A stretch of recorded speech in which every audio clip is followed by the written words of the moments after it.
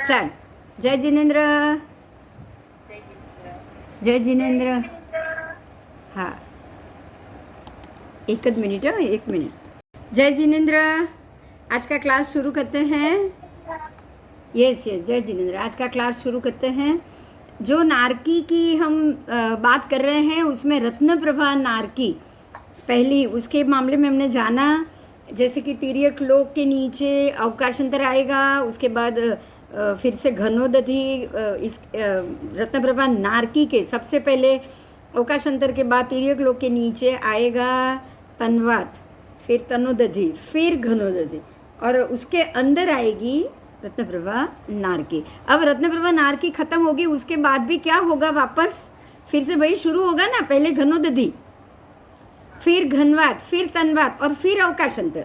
बराबर समझ में आया? अभी पूरे जो एक नारकी है वो ऐसे गोल, जो उसका जो आकार बताया है आपके सामने, देखो अभी अभी आपको दिख रहा है. देखो ये आकार, ये नारकी का ये आकार है, दिख रहा है? हाँ, तो नारकी इसी आकार में है और ये आकार खत्म होगा, उसके बाद दूसरी नारकी आएगी, उसमें भी यही चीज़ आएगी, क्योंकि रत्नप्रभा नारकी के बाहर का जो अवकाश अंतर है उसके बाद दूसरी नारकी का फिर से तन्वात, तनोदधि और घनोदधि. ठीक है, सेम लेयर आएगा. बराबर. और उसके नीचे दूसरी नारकी आएगी. आओ अभी हम दूसरी नारकी के मामले में पढ़ेंगे. ये आपके सामने दूसरी नारक द्वार और तीसरे नरक द्वार का ऐसा फोटो यहाँ निकाला गया है. आप देख सकते हैं, उसको देख सकते हैं.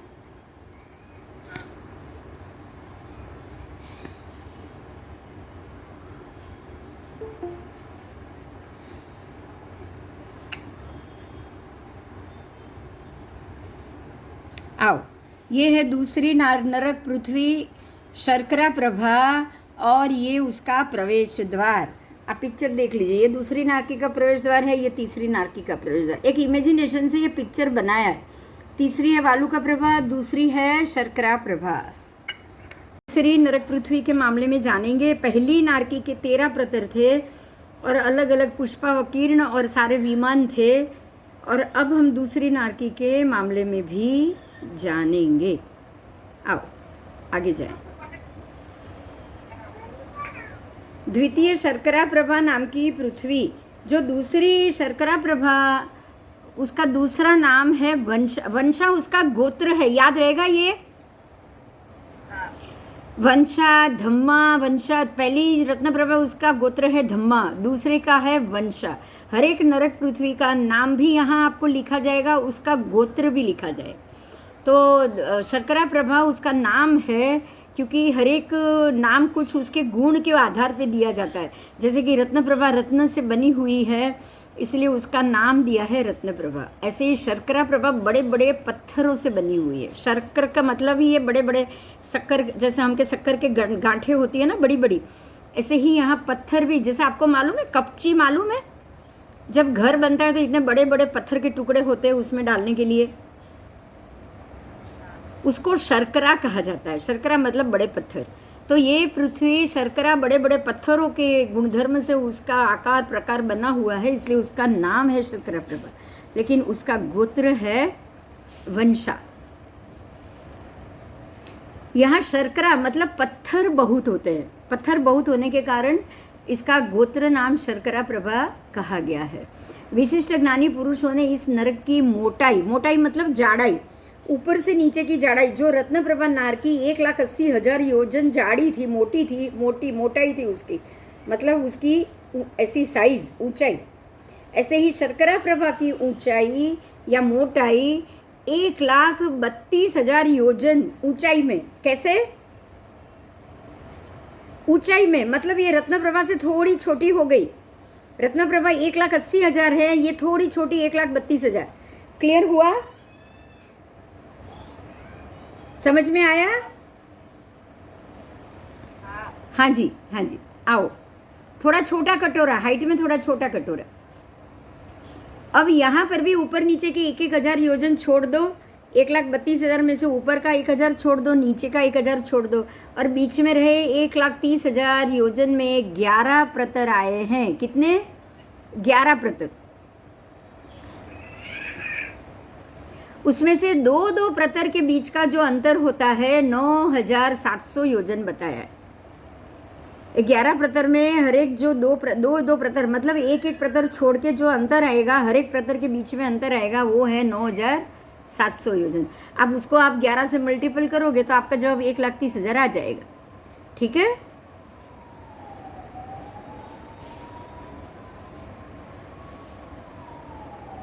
ये जो प्रत्येक प्रतर के मध्य में एक नरकेंद्र होता है, नरकेंद्र, और उसके नाम, क्योंकि हर एक नरक का एक एक इंद्र है। समझ में आया? ये जो दूसरे नरक में जो प्रतर है वो दरे हर एक 11 प्रतर, तो 11 के 11 प्रतर का एक एक इंद्र। ये पहली बार सुना है ना नाम ऐसा? नारकी में कोई इंद्र नहीं है। वैसे नारकी में कोई इंद्र नहीं है। जो भी आप 64 इंद्र हैं वो अलग है, उसमें से नारकी में एक भी नहीं है। लेकिन ये नरक पृथ्वी का ध्यान रखने वाले को भी नरकेंद्र कहा जाता है। समझ में आया? हाँ, ये इंद्र जैसे इंद्र नहीं है, इसको कहीं भी बाहर निकलने की परमिशन नहीं है। लेकिन प्रत्येक प्रतर के मध्य में एक नरकेंद्र है, हर एक प्रतर का एक नरकेंद्र है।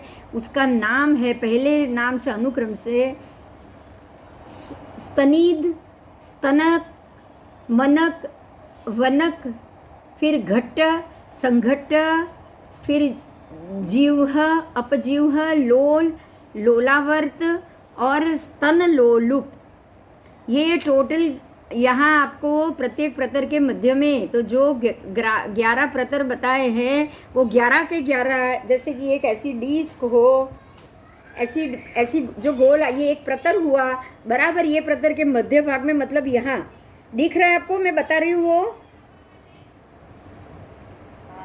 ये मान लो ये प्रतर है, ये एक प्रतर, तो ये पूरे प्रतर में मध्य भाग मतलब यहाँ।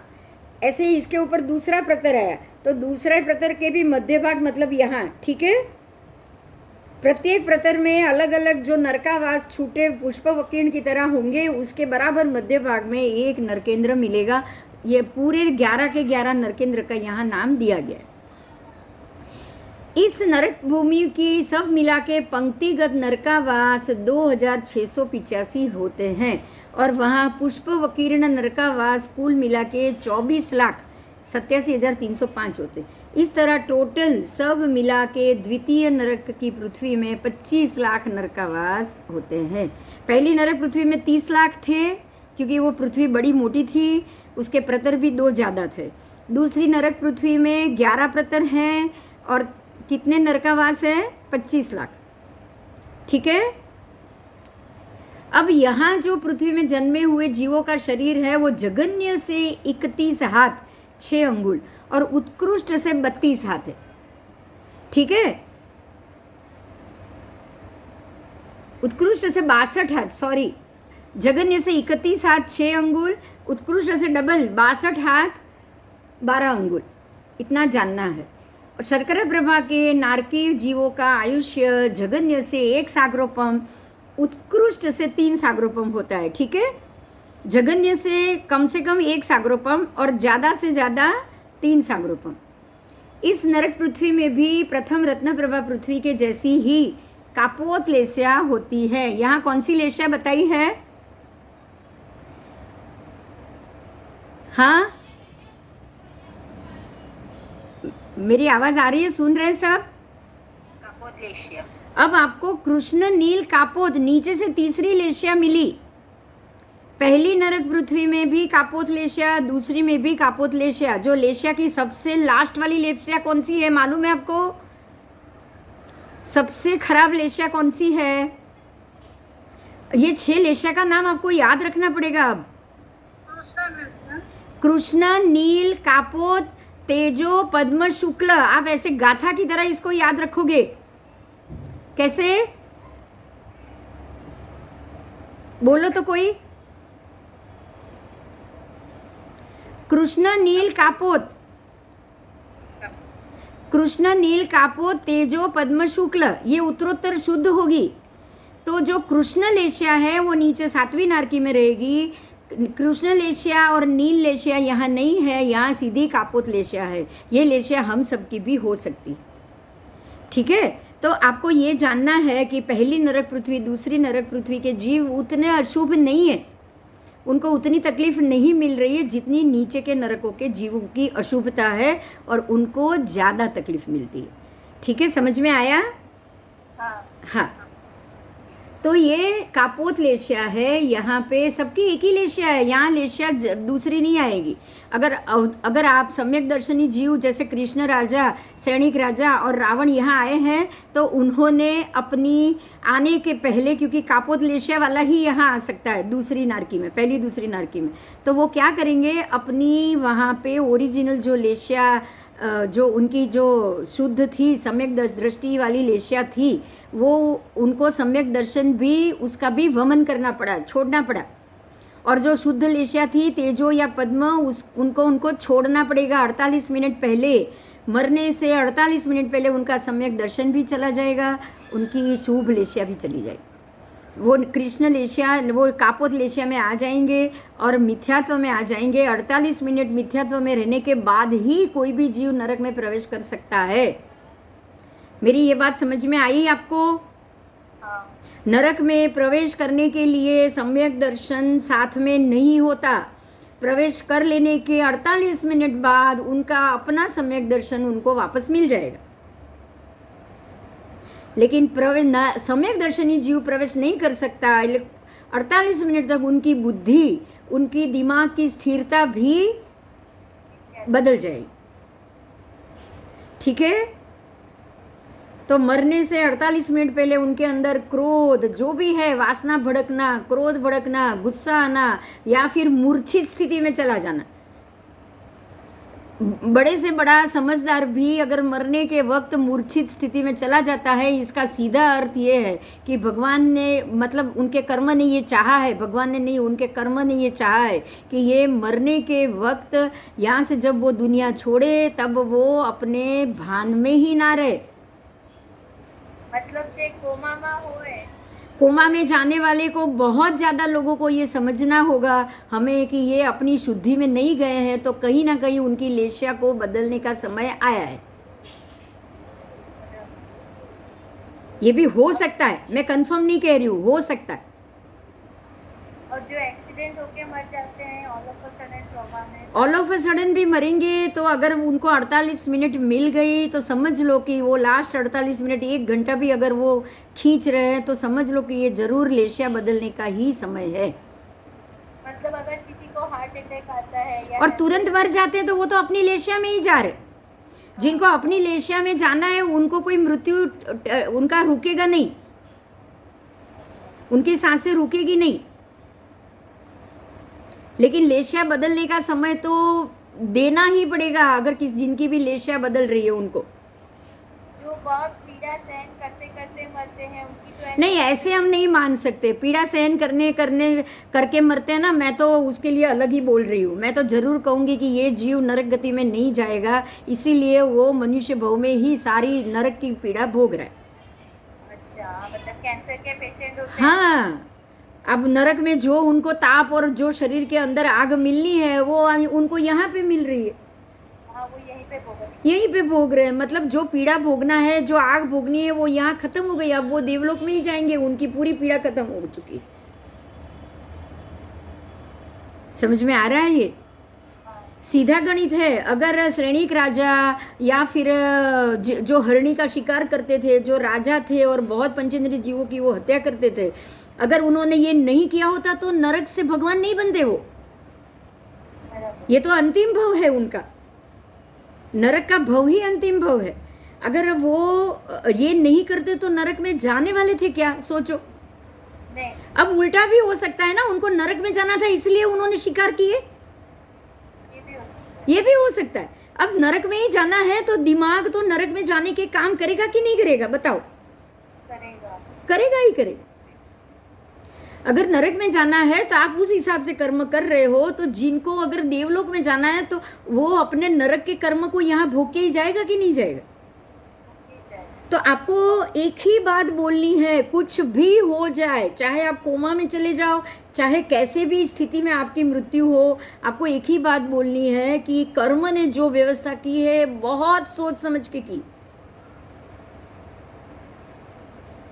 समझ में आया? हम लोग तो क्या बोलेंगे, पता है कितनी पीड़ा भोग के गया, पता नहीं क्या क्या क्या पाप किए होंगे। हम लोग उल्टा सोचते हैं, सोचते कि नहीं सोचते? नेगेटिव सोचते हैं। 10-10 साल तक पथारी में रहना, बेड रिडन रहना, पता नहीं कैसे कितने चिकने या कितने घोर पाप किए होंगे जो ये पीड़ा भोग रहे हैं। हम तो उल्टा सोचते हैं। ऐसे ही सोचते हैं। हम ऐसा सोचते हैं। हम ये नहीं सोचते कि उनको तो पूरा ये संसार की वैराग्यता, संसार का जो हम बोलते हैं ना नाशवंत रूप, सोचने का समय मिला है। अब आप ये सोच सकते हो, जो 12-15 साल जो बेड रिडन हुए हैं, ज़्यादा नहीं, 12-15 साल जो पथारीवश है, जो जिनको किसी आदमी की नौकर की जरूरत पड़ेगी, वो तो ये सोचेगा ही सोचेगा कि ये शरीर नाशवंत है। नहीं सोचेगा क्या?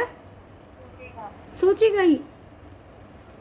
जिसको नहीं आया होगा उसको भी सम्यक दर्शन आ सकता है। अगर ऐसी स्थिति होगी तो उसको भी वैराग्य आ सकता है कि भगवान ऐसा, अगर मनुष्य बनने के बाद भी अगर यही मिल रहा है तो हमको जीना ही नहीं, हमको भव ही नहीं चाहिए, हमको ये संसार ही नहीं चाहिए। वो संसार से वैराग्य उसको तुरंत आ जाएगा।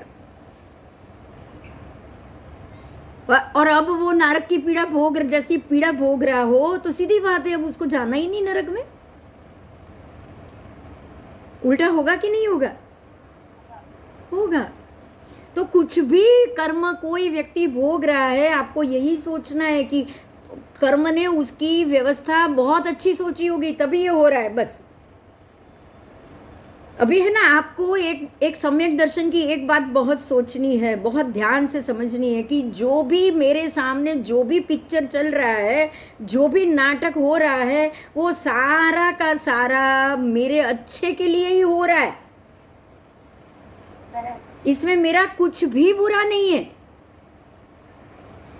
अगर घर वाले से या अपने घर वालों से या अपने बिल्कुल नज़दीक के वाले लोगों से कर्म का बंधन लगे कि ये अब खत्म हो गया है, अब प्रेम कम हो गया है, अब झगड़ा हो रहा है या कुछ भी हो रहा है, आपको यही सोचना है कि कर्म का बंधन ही खत्म हो गया है, अब जरूरत नहीं, फिर भी रहेंगे तो क्या होगा बताओ? एक्स्ट्रा कर्म बांधेंगे। एक्स्ट्रा कर्म बांधना आप चाहते हो? बस आपको यही सोचना है कि भाई कर्म की व्यवस्था तो खत्म हो गई, अब ऊपर वाला आयुष्य खत्म करे तब तक तो हम शांत हो जाए। बोलो, हो सकते हो कि नहीं हो सकते हो? ऐसा सोचोगे तो हो सकते हैं। हमको नया तो बांधना ही नहीं है। हर पल सोचना है कि अब ये संबंध अगले जन्म में तो चाहिए ही नहीं। बस आपको ये नहीं सोचना है ये संबंध नहीं चाहिए, आपको ये सोचना है ये संसार तो हमको भी चाहिए ही नहीं। आप किसी व्यक्ति के लिए गुस्सा नहीं करोगे, आपका गुस्सा पूरा ये संसार में वापस आने के लिए होना चाहिए। हाँ या ना? हाँ। अब तो नरक भी मिले तो खुशी खुशी जाएंगे कि नहीं बताओ? नरक में नहीं जवानो। श्रेणिक राजा ने क्या बोला? भगवान को पता है कि मैं नरक में जाना नहीं चाहता, मुझे भगवान बनना मंजूर है आप जैसा, लेकिन मैं नरक में नहीं जाऊंगा। आप कुछ भी करो, आपका सेवक हूं, मैं नरक कैसे जा सकता हूँ? तब भगवान ने समझाया उसको कि होनी को कोई नहीं टाल सकता। अगर तू तेरे कर्म वहां जाके खपाएगा नहीं तो तू सीधे दूसरे भाव में भगवान कैसे बनेगा? फिर भी रास्ता उपाय बताया, कुछ हुआ नहीं, फिर वो भी जाने के लिए तैयार हो गए। ठीक है भाई, आप कह रहे हो मैं चला जाऊंगा, ठीक है, पर अब उनको तो पता ही था मोक्ष, हमको तो वो भी नहीं पता है ना। फिर भी हंसते हंसते जाना है। एक ही बात कहूंगी मैं बस, क्योंकि क्यों पता है कि हमारे आत्मा पर लगे हुए कर्म एक के बाद एक पिटारा खोलते हैं, एक पिटारा खुलता है। अब इसका समय आ गया है तो ये कर्म खुलेगा, इसका समय आ गया है तो ये कर्म खुलेगा। तो जिसका समय आ गया है उसको खुल जाने दो। अब वो खुल रहा है, वो भोग रहे हैं, तो मुझे ये नहीं चाहिए करके नया तो नहीं बांधेगी ना। वो तो नहीं बांध। बस तो जो भी आए, जैसे शर्करा प्रभा में जाना हुआ, कोई बात नहीं, हम चले जाए। ठीक है। अब यहाँ जघन्य आयु, कम से कम आयु एक सागरोपम, और उत्कृष्ट आयु 3 सागरोपम। मतलब ये हुआ कि दूसरी नारकी के जीव 1 सागरोपम कितना हुआ पता है? असंख्य वर्ष। असंख्य वर्ष असंख्य है, लेकिन वो ज्यादा बड़ा नहीं है। 1 कोड़ा कोड़ी सागरोपम मतलब आदेश ऋषभ देव भगवान से लेके मायू स्वामी भगवान तक का समय। अब वो तो कोई ज्यादा नहीं है ना, इसमें से सिर्फ वो 1 कोड़ा कोड़ी था, ये सिर्फ 1 सागरोपम, मतलब उसका तो 1000वां भाग हो गया। ये ज्यादा नहीं है,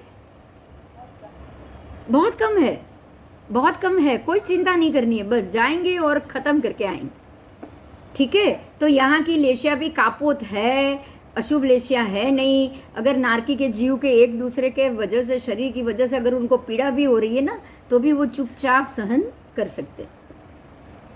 आओ आगे जाएंगे, आगे जानेंगे। બિંદુ हाँ હવે જે પથારીમાં મીન્સ છેલ્લી ઘડીઓ ગણાતી હોય હા. ધર્મ સંભળાવી એને ને લેશિયાને એને કોઈ કનેક્શન ખરું? हाँ देखो, जो जो जो अपने इच्छा से सुनना चाहे उसको तो सबसे पहले, अगर आपको कोई ऐसी व्यक्ति हो आपके आसपास, तो आपको सबसे पहले उसके पुद्गल वोसराने, वो भी भाव से पुद्गल वोसराने की एक क्रिया है। और वो हमारे जो भी पुराने पुराने पुस्तक है उसमें आपको जाड़ा जाड़ा पुस्तक रहता है ना, जैसे कि अभी आप ये जैसे ओली चल रही है या फिर जो मौन 11 आएगी, तो उसका जो गणना और सब उसके लिए विविध संग्रह होते हैं ना, थोए जोड़ा, उसके अंदर आपको पुद्गल ओसराने की क्रिया आएगी। उसमें है हवे रानी पद्मावती जीव राशि खमावे, एक स्तवन है ये एक स्तवन है। पद्मावती रानी ने जीव राशि को खमाया था, उसके ऊपर से ये बना है। और अगर किसी महात्मा के पास चौमासे में पुद्गल ओसराने की क्रिया हो जाए तो वो जिंदगी में एक बार जरूर करो, क्योंकि वो ये है। हाँ हमारी पास से कल्याण मित्र ग्रुप पे ने पहले टाइम में काम आवे ने ये कहीं हाँ, वो तो ठीक है, लेकिन मैं अभी एक जोड़े तो आप हाँ हाँ ठीक है, मैं अभी एक और बात कह रही हूँ, वो ध्यान से सुनो। पुद्गल वोसराने की क्रिया प्रत्येक सम्यक दृष्टि मनुष्य को अपने भव में करनी चाहिए, क्योंकि पुद्गल वोसराना ये है कि अभी आपको मनुष्य जन्म मिला, अभी आपके मन में ये इच्छा प्रकट हुई है कि मुझे अब ये संसार में नहीं आना, मुझे सम्यक दर्शन मिल जाए और मैं परमात्मा जहाँ है सिद्ध गति में वहाँ जाके बैठ जाऊँ। अगर आपके मन में ये भाव आ जाए तो आपको क्या करना है पता है? अभी तक के पिछले जन्म के जितने जितने शरीर आप छोड़ के आए हो ना, असंख्य शरीर अब तक हमने लिए हैं बराबर। और कोई मछली भव में बने हो, मछली सूख के कांटा हो गई हो, अगर वो उसका हड्डी बाहर आके किनारे पे पड़ा हो और वो हड्डी का मतलब वज्र संग्रहण का हड्डी तो अपने आप तो टूटेगी नहीं, अपने आप तो चूरा होगी नहीं वो, तो उसका उपयोग अभी तक भी तो हो रहा होगा ना, दूसरी मछलियों को मारने के लिए कांटा बना के हो रहा होगा ना। कहीं ना कहीं पृथ्वी काय में जन्म लिया हो, लोखंड में जन्म लिया हो, वहां से तो हम चवित हो गए, लेकिन वो शरीर तो अभी भी पड़ा होगा उधर। वो भाला बना हो, तीर बना हो, वो तीर से कितने जीव मरे होंगे, तो वो सारा जीव किसको लगेगा? वो शरीर को लगेगा ना, जो वो शरीर कार्य कर रहा है। अभी तक भी आपके अकाउंट में चढ़ते होंगे। आपको करना क्या है? अब मनुष्य भव मिल गया है, इसी भव में पुद्गल वोसराने की क्रिया कैसे हो रही है सुनो। जैसे दीक्षा होती है वैसे ही सामायिक में ये क्रिया होती है। ये क्रिया सिर्फ 2 घंटे की है। सामायिक में आप दीक्षा में आपको जावत जीव सामायिक लेना, इसमें जावत जीव सामायिक नहीं लेना है। इसमें आप सामायिक लेके परमात्मा, चारों तरफ परमात्मा की 4 प्रतिमा जी होती, जैसे दीक्षा में होती है वैसे ही। और वो चारों प्रतिमा जी को आप 3 प्रदक्षिणा दोगे, गुरुदेव मंत्र जाप करेंगे और आपके ऊपर वासक शेप और चावल की वृष्टि होगी, जैसे दीक्षा हो रही है बिल्कुल वैसे। वो भी परमात्मा की साक्षी में आपको आज तक के पिछले जन्म में लिए हुए सारे शरीरों का त्याग करना होगा। और वो जैसे ही आप मन से त्याग कर लोगे उसका, अब वो आपके ऊपर जो भी वो शरीर के कारण पाप चढ़ रहा है वो सारा निकल जाता है। बोलो, ये क्रिया करने जैसी है या नहीं? करने जैसे। तो अभी कहीं भी अगर कोई गुरुदेव ये क्रिया कराने वाले हो तो चौमासे में जरूर जाओ और करो, बार बार करो। मैंने 1 बार की, 2 बार की, लेकिन अगर 10 बार भी हो ना तो मुझे करनी चाहिए, करनी चाहिए। क्यों? क्योंकि वो 2 बार करने के बाद अभी तक तो बहुत सारे कर्म चढ़ गए होंगे, और एक्स्ट्रा चढ़ ही रहे होंगे। अच्छा, हो सकता है तब हमने इतना समझदारी से ना किया हो, हमारे अंदर धर्म आया हो लेकिन वैराग्य नहीं आया हो, ये संसार से मुक्त होने की इच्छा अब जागी हो।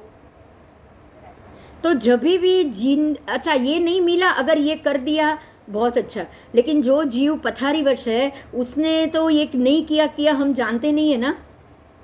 उनसे अगर मरने के समय पे आप सारे पीछे के पुद्गल ओसरा दो, अगर बैठे बैठे भी ओसरा दो, तो वो अपने मन से ये सोचे कि मुझे पिछले सारे शरीरों से भगवान मुक्त कर दो, तो उनका पुद्गल ओसराना हुआ कि नहीं हुआ? हुआ। तो सबसे पहले ऐसे समय में हमें उस इंसान के पुद्गल ओसराने की क्रिया सबसे पहले करनी। समझ में आया? तो जो ये सूत्र है, हवे रानी पद्मावती जीव राशि खमावे, ये अंतिम आराधना का सूत्र है, ये अंतिम आराधना का सूत्र है। और उसमें पिछले जन्म में जो जो जीव राशि आपने ग्रहण की है वो सबको आप खमा रहे। तो ये जो है ये सूत्र, तो आपको कहीं ना कहीं बुक हाथ में रखनी ही रखनी। अगर स्तवन की तरह कर लिया तो बहुत अच्छा है। आप किसी को भी ये कह सकते हो, आप रोज वो 1 बार गा के कर सकते हो। आपको मैं सिखावण दे दूँ, लेकिन अब मुझे उसको बाय हार्ट करना है। बड़ा है वो, बड़ा है, 1 बार गा के रिकॉर्ड करके रोज सुनोगे ना तो भी आ जाएगा, रत्नाकर 25 की तरह। आएगा कि नहीं आएगा? आएगा, आएगा। आप रोज सुनो ना रिकॉर्ड किया हुआ, क्या फर्क पड़ता है? अपनी आवाज में रिकॉर्ड करो और सुनो, ऐसा लगेगा आप खुद बोल रहे हो। ठीक है? तो अंतिम आराधना में जीव राशि खमाने की आराधना उसको सबसे पहले करानी है, ताकि वो जीव अभी तक के सारे गति में लिए हुए शरीरों का त्याग कर सके। ठीक है? समझ में आया? और वो सम्यकदर्शी होगा, उसको या वापस नहीं आया होगा, तो वो तो बहुत खुशी खुशी ये कर लेगा। और जिसको समझ ही नहीं है, जो कोमा में चला गया, ये जिसको ये अच्छा नहीं लगता, वो आपकी बात सुनेगा?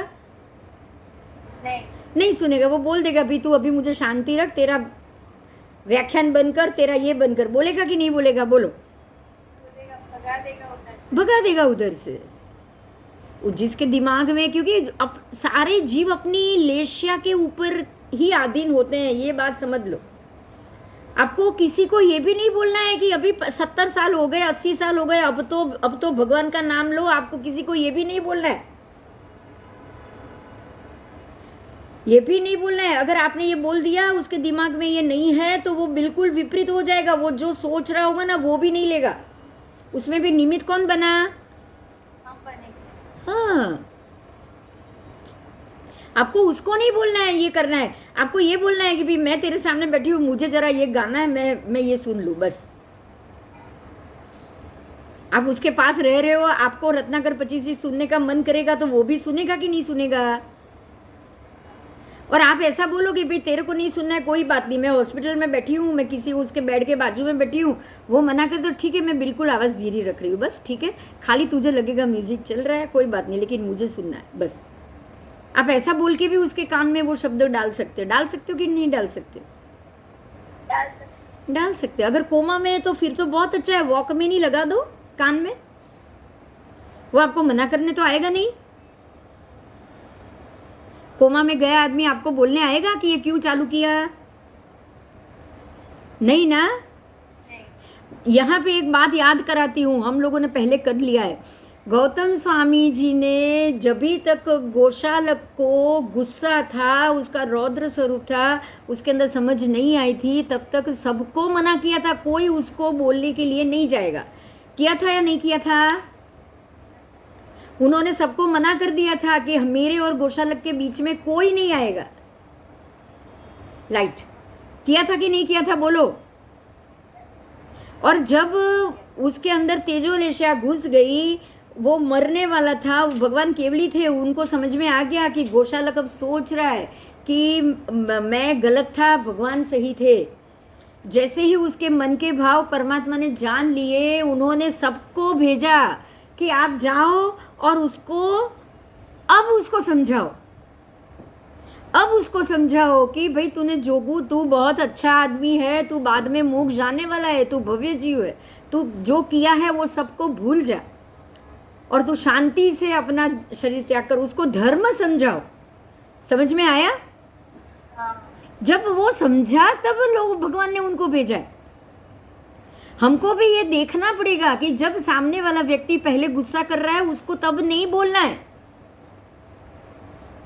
भगवान की इसी रीत को हम समझेंगे, भगवान ने जो किया है उसको समझेंगे कि अभी इसको कुछ नहीं बोलना है, क्योंकि वो अभी अपने समझदारी के विभाग में नहीं है।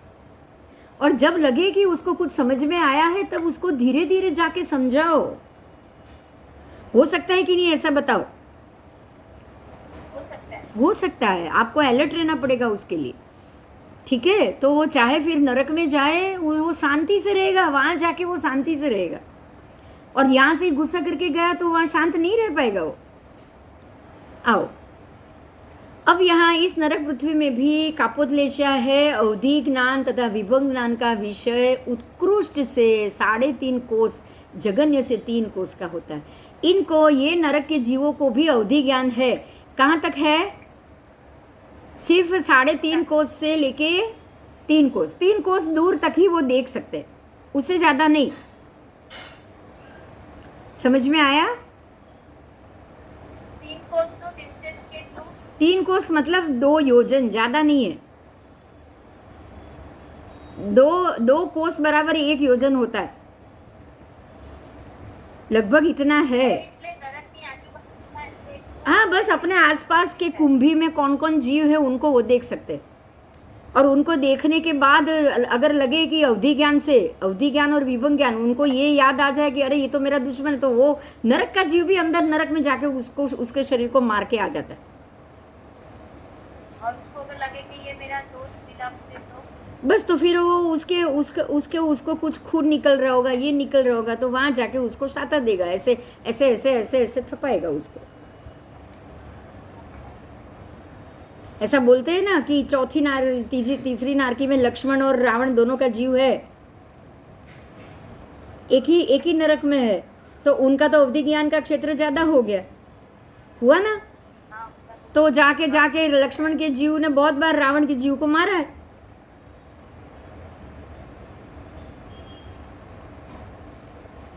ऐसा बोलते हैं, क्योंकि ये वासुदेव था, इसका तो गुस्सा बहुत था। रावण तीर्थंकर नाम कर्म लेकर आ गए, उनको सम्यक दर्शन मिल गया, लक्ष्मण को भी सम्यक दर्शन नहीं हुआ है, तो वो क्या करेगा? उसको मारेगा। हाँ, उसको मारेगा। उसको पिछला तो शत्रु भाव ही उसको याद रहेगा ना, उसको और तो कुछ याद ही नहीं रहेगा। सम्यक दर्शन नहीं हुआ है तो दुश्मन दोस्त तो पक्की दोस्ती, पक्की दुश्मनी। बोलो, अब समझ में आया? सम्यक दर्शन नहीं है तो क्या होगा? पक्की दोस्ती और पक्की दुश्मनी। अब आप ध्यान दो, एक बात पे ध्यान दो। हम बहुत बार अपने ही फैमिली मेंबर में एक चीज नोट करते हैं कि इसको तो मैं कभी माफ ही नहीं करूंगा। बोलते कि नहीं बोलते हैं लोग? हाँ या ना? आपको क्या लग रहा है कि उनको सम्यक दर्शन उस समय है जब वो बोल रहे हैं तब? क्योंकि सम्यक दर्शन में अति राग अति द्वेष तो आना ही नहीं है। संभाव आ जाएगा। संभाव में क्या होगा कि अरे भाई उसने जो किया है करने दो, अपने को बुराई नहीं करनी। अपन ऐसा बोलते कि नहीं बोलते? बोलते हैं। तो ऐसे ही आपको पता चल जाएगा सम्यक दर्शन हुआ है या नहीं हुआ है। अगर ऐसा कभी भी गुस्सा आ जाए कि भाई उसको ऐसे छोड़ना ही नहीं है, ऐसे कैसा वो कर सकता है, तो आप समझ लो कि अभी तक आप में सम्यक दर्शन आया नहीं। और अगर ये लगे कि भाई उसको एक बार समझाओ, उसको भी पाठ सिखाओ, उसको समझ में तभी आएगा जब उसको भी पता चलेगा कि उसने जो किया है वो अच्छा नहीं किया। ऐसा भी तो हो सकता है ना कि आप किसी को पाठ सिखाने के लिए भी उसके लिए बुरा बनते हो कि नहीं बनते हो? उसके लिए बुरा सोच सकते हो कि नहीं पाठ सिखाने के लिए भी? तो आपको अपने आप को जज करना पड़ेगा कि आप क्या सोच रहे हो, ठीक है? हर एक बात में अपने आप को जज करना सीखो। अब ये घनोदधि आदि सारे पहले की तरह ही समझना है। घनोदधि आदि वलय के विष्कुंभ में अंतर है। अब यहाँ जो पहला जो विष्कुंभ है वो 6.1 योजन, दूसरा वलय 4.25 योजन और तीसरा 1.7 योजन। आपको पीछे लिखा हुआ सब मिलेगा। तो इस प्रकार से शर्करा प्रभा के अंतिम से 12.2 बाद आलोक है। हर एक के जो घनोदधि घनवात तनवात के वलय उसमें थोड़ा थोड़ा अंतर आपको मिल सकता है। अब ये दूसरी नारकी खत्म हो गई, अब तीसरी नारकी आएगी। समझ में आया? मैं आगे जाऊं? कोई प्रश्न है? बोलो। तीसरी नरक पृथ्वी वालू का प्रभा। हाँ बोलो। જેવી રીતે નરકમાં નારકીના જીવોને એટલો જેટલું તમે કીધું 2 કોષ જેટલું અવધિજ્ઞાન હોય તો દેવલોકમાં દેવતાઓને પણ આવી રીતે લિમિટેડ હોય કે એ લોકોનું વધારે હોય? देवलोकમાં सबका अवधि ज्ञान का विषय अलग अलग, सबका अलग अलग। व्यंतर वाण व्यंतर जितने नीचे नीचे है ना उतना अवधि ज्ञान कम है, जितने ऊपर ऊपर जा रहे हैं, ऊंचाई पे जा रहे हैं, उतना उतना उनका अवधि ज्ञान ज़्यादा होता है।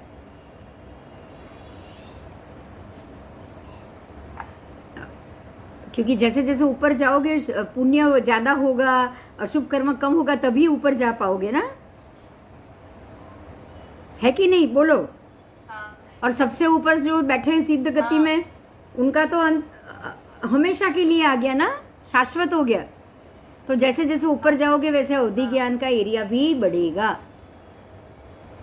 चलो अभी तीसरी पृथ्वी का नाम है वालुका प्रभा और उसका जो गोत्र है वो है शैला। शैला शैला वो नरक पृथ्वी का और वालुका का मतलब है रेती, रेती की बहुलता।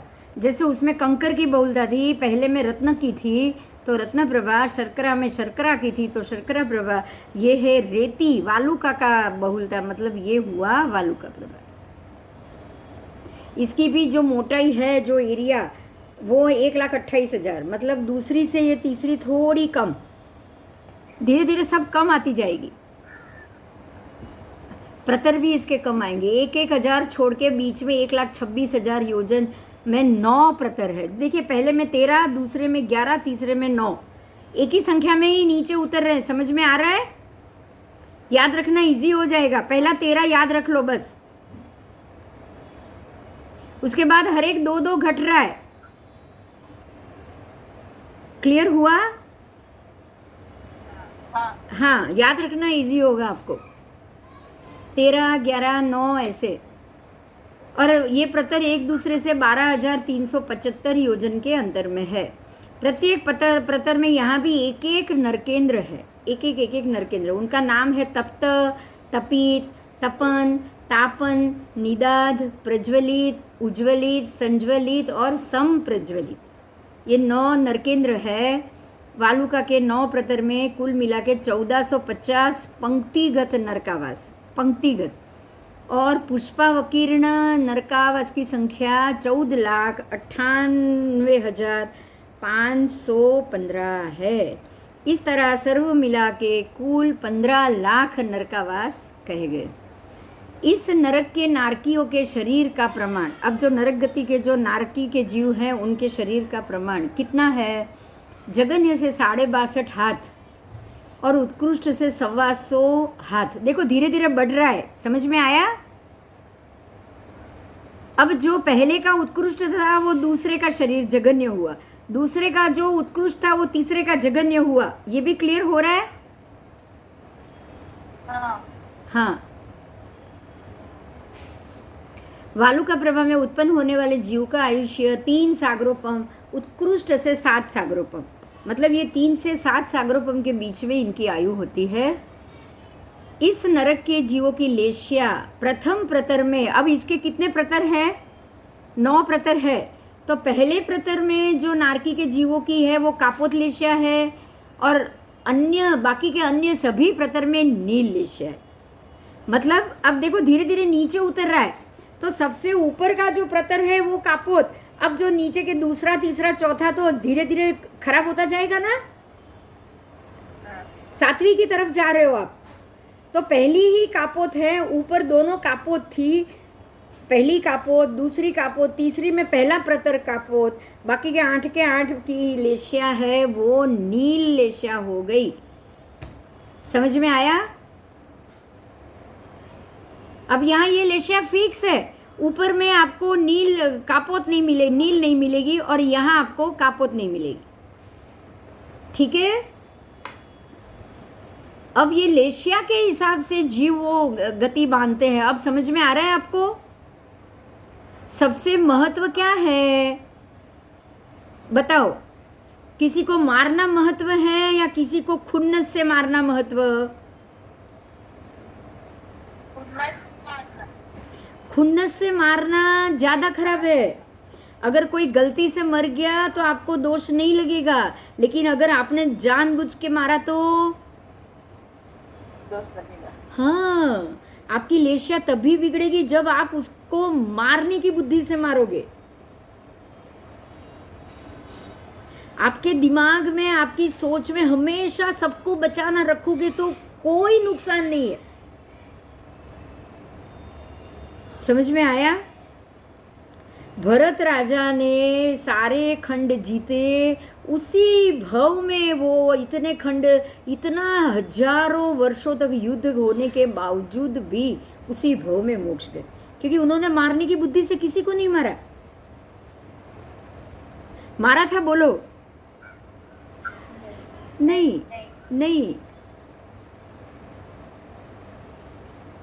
और ये सुभूम चक्रवर्ती, ब्रह्म चक्रवर्ती, सबके सब सातवीं नरकी में गए, क्योंकि वो तो मारने से, खुन्नस की बुद्धि से मार डालो, खत्म कर डालो, जिंदा ही मत रखो, ऐसा बोलने वाला कहाँ, कौन सी लेशिया का होगा आप सोचो?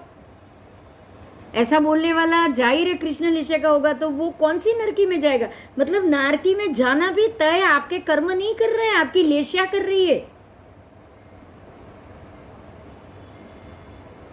ये तो बहुत बड़ा मुद्दा आया आपके हाथ में। समझ में आया?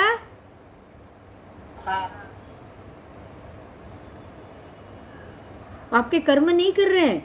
अब आप ये सोचो कि अगर आपके तीर्थंकर नाम कर्म जो जीव ने बांध लिया, वो कभी भी ये तीसरी नारकी के नीचे, ये कृष्ण नारकी के कापोत लेशिया के नीचे जा सकते हैं? बताओ। इसीलिए ज्यादा से ज्यादा तीसरी नारकी के पहले प्रतर में ही जाएंगे ना। कापोत लेशिया में ही जाएंगे, ऊपर की तो लेशिया नारकी में है ही नहीं। सबसे पहली कापोत ही है ऊपर की, फिर नील, और फिर कृष्ण। तो तीर्थंकर नाम कर्म बांधने वाला तो कापोत लेशिया के अलावा नील कृष्ण में तो जाएगा ही नहीं, इसीलिए वो तीसरी नारकी से नीचे नहीं जा सकता। अब समझ में आया? बोलो, आज कितनी बड़ी बात जानी। चाहे नरक भव मिले, लेकिन सम्यक दर्शन के साथ मिलना चाहिए, तो ही आप पहली, दूसरी, तीसरी नारकी में रहोगे। सम्यक दर्शनी कापोत लेशिया हो सकता है। अब क्लियर हुआ? उसको कभी कृष्ण नील लेशिया नहीं आगी।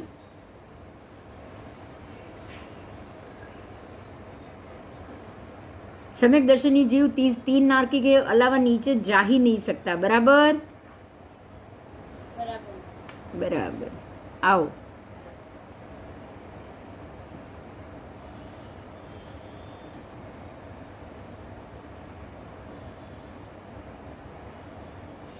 तो कापोत लेशिया की उत्कृष्ट स्थिति 3 सागरोपम और पल्योपम के असंख्यातवे भाग है, इसीलिए दूसरे और उसके बाद के प्रतरों में तो जघन्य से भी उनकी स्थिति नहीं। ठीक है? तीसरी नारकी के पहले प्रतर में ही कापोत लेशिया है, बाकी के जो 9 प्रतर में से 8 प्रतर बाकी के नीचे के हैं, उसमें तो बिल्कुल भी कापोत लेशिया की स्थिति नहीं मिलेगी, वहाँ नील लेशिया मिलेगी। आओ, इसीलिए ये नरक के प्रथम प्रतर में ही कापोत लेशिया है। ये सजातीय लेशिया भी नीचे से नीचे सर्व पृथ्वियों में अनुक्रम से क्लिष्ट, क्लिष्टतर और क्लिष्टतम होती है। जैसे जैसे आप नीचे जाओगे खराब खराब खराब अशुभ अशुभ अशुभ लेशिया होती जाएगी। वालुका नरक पृथ्वी में अवधि ज्ञान और विभंग ज्ञान का क्षेत्र उत्कृष्ट से 3 कोस और जघन्य से 2.5 कोस। उत्पत्ति और च्यवन के बीच में अंतर 15 दिन का है और जघन्य से 1 समय। ज़्यादा से ज़्यादा 1 समय और ज़्यादा से ज़्यादा 15 दिन और कम से कम 1 समय में ही उत्पत्ति और च्यवन और उत्पत्ति हो जाता है। यहाँ पहले च्यवन होना मतलब वो जो अपने जैसे गर्भ में आना वैसे ही वहाँ यहाँ का गर्भकाल है वो 1 समय में जघन्य 1 समय में ही वो सीधे उत्पन्न हो जाएंगे। तो 1 समय गर्भकाल हुआ, 1 समय के बाद तो उत्पत्ति हो गई। ऐसे ही ये जघन्य उत्कृष्ट से च्यवन का जो पीरियड है वो 15 दिन है। तो कोई कोई जीव 15 दिन तक च्यवन तो हो गया उनका यहाँ, लेकिन 15 दिन तक उत्पन्न नहीं होते। लो बोलो, ये बात मैंने पहली बार सुनी, मैंने खुद ने पहली बार सुनी। अब ये नरक पृथ्वी में वो जीव च्यवन हो गया है, 15 दिन तक वो गर्भकाल में ही रहेगा, मतलब उसकी 6 प्रजाति का शरीर 15 दिन से पहले नहीं बनेगा। समझ में आया? एक प्रश्न है दीदी। हाँ बोलो। देवलोक में देवता तो वो शैया के ऊपर उत्पन्न होते हैं, वहाँ पर ऐसे अवधि और च्यवन नहीं होता है। होता ही है, सबका होता है। अवधि और च्यवन जैसे नरक में है वैसे नरक में मिला है तो देव में भी जरूर मिलेगा। यहाँ कुंभी में उत्पन्न होते हैं। जैसे देवलोक में फूलों की शैया है क्योंकि सूखाकारी है, यहाँ जो रत्न प्रभा की रत्न की कुंभी होगी, पंख प्रभा में पंख की कादव वाली कुंभी होगी, शरीर होगा। और वो जो कुंभी है वहाँ एक शैया में एक जीव सुख से सोता रहता है। यहाँ पे एक कुंभी में अनंत जीव अंदर एक दूसरे के शरीर पे खदबद होते रहे। आप जैसे एक मान लो कि आप जब गेहूं वेहूं छानते हो और मान लो कि बहुत सारे कीड़े निकले, कीड़े आप सबको एक टोप में लोगे ना, तो वो टोप में क्या करेंगे? एक दूसरे के शरीर को खोदेंगे या नहीं खोदेंगे? तो एक का शरीर दूसरे के ऊपर से चलेगा। उनके तो पैर भी होते हैं, तो उनके शरीर के ऊपर उनके पैर के नाखून जाएंगे कि नहीं जाएंगे? तो छोटा कीड़ा बड़े कीड़ा छोटे कीड़ा के ऊपर चढ़ जाएगा तो उसके शरीर को तकलीफ होगी कि नहीं होगी? तो नरक में कुंभी में ऐसे उत्पन्न होंगे कि जैसे एक आपने कटोरा लिया और अंदर 200 कीड़े मकोड़े भर दिए। इतने छोटे से कटोरे में 200 कीड़े मकोड़े भर दिए तो वो एक दूसरे के ऊपर चढ़ते उतरते हैं ना। ऐसे ही नरक में जो जीव कुंभी में रहते हैं, इतनी छोटी सी कुंभी में एक साथ कई जीव वो कुंभी में रहेंगे, तो एक का शरीर ही दूसरे के शरीर को छेद करेगा। समझ में आया? हाँ, आओ। तो यहाँ 15 दिन तक उत्कृष्ट च्यवन और उत्पत्ति के बीच में अंतर मिलेगा। वो अपनी जो 6 प्रजाति बांधते हैं वो 6 प्रजाति तो बांध लेंगे, लेकिन 6 प्रजाति बांध के पूरी होते होते च्यवन होने के समय को 15 दिन गिनना है उत्कृष्ट से। घनोदधि आदि में जो अंतर ये वालुका प्रभा में है वो प्रथम वलय 6 योजन, दूसरा वलय 5.2 योजन, तीसरा वलय 1.2 योजन, कुल मिला के 13.1 योजन में वालुका प्रभा नरक की सीमा पूर्ण हो जाएगी और उसके चारों तरफ आलोक आएगा। और बराबर इसके नीचे अवकाश अंतर, ऊपर नीचे दोनों में अवकाश अंतर आएगा कि नहीं? असंख्य योजन तक आएगा। आओ, इस तरह से आपने वालुका प्रभा नरक पृथ्वी को जाना।